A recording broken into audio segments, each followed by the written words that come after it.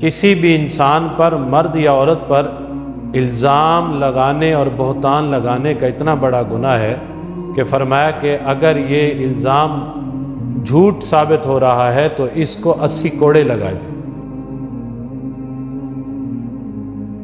نحمدہ و نصلی علی رسولہ الکریم۔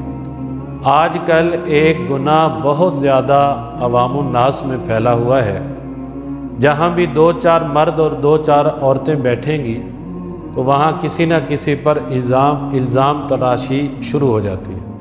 کوئی بھی یہ نہیں سوچتا نہ سمجھتا کہ میں جو بات کر رہا ہوں کسی پہ الزام لگا رہا ہوں، میرے پاس اس کی کوئی حقیقت، کوئی دلیل بھی میرے پاس ہے یا نہیں۔ شریعت میں کسی بھی انسان پر، مرد یا عورت پر الزام لگانے اور بہتان لگانے کا اتنا بڑا گناہ ہے کہ فرمایا کہ اگر یہ الزام جھوٹ ثابت ہو رہا ہے تو اس کو 80 کوڑے لگائے جائیں۔ تہمت پر 80 کوڑے کی سزا ہے۔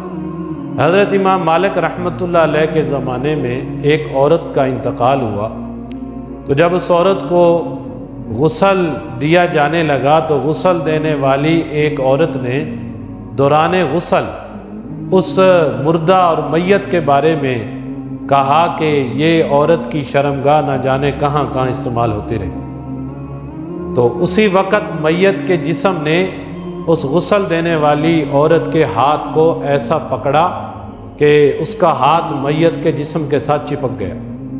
میت کو غسل دینے میں کافی دیر ہوئی تو میت کے ورثاء نے کہا کہ اتنی دیر کیوں کر رہے ہو، جلدی کرو، ہم نے آگے میت کا جنازہ بھی پڑھانا ہے۔ کافی دیر گزرنے کے بعد عورتوں نے بتایا کہ اس طرح غسل دینے والی عورت کا ہاتھ میت کے جسم کے ساتھ چپکا ہوا ہے۔ تو علماء کرام سے پتہ کیا گیا تو امام مالک رحمۃ اللہ علیہ نے فرمایا اس عورت غسل دینے والی یا کسی عورت نے کوئی بات کی تھی؟ تو پتہ چلا کہ اس غسل دینے والی عورت نے یہ کہا تھا کہ یہ عورت کی شرمگاہ غلط جگہ پر استعمال ہوتی رہی۔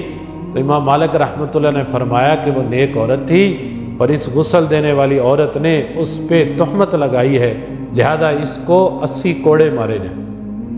اب 80 کوڑے جب اس عورت کو مارے گئے، ایک کم 80 کوڑے بھی لگے تو جسم کے ساتھ، ہاتھ جسم کے ساتھ چپکا رہا۔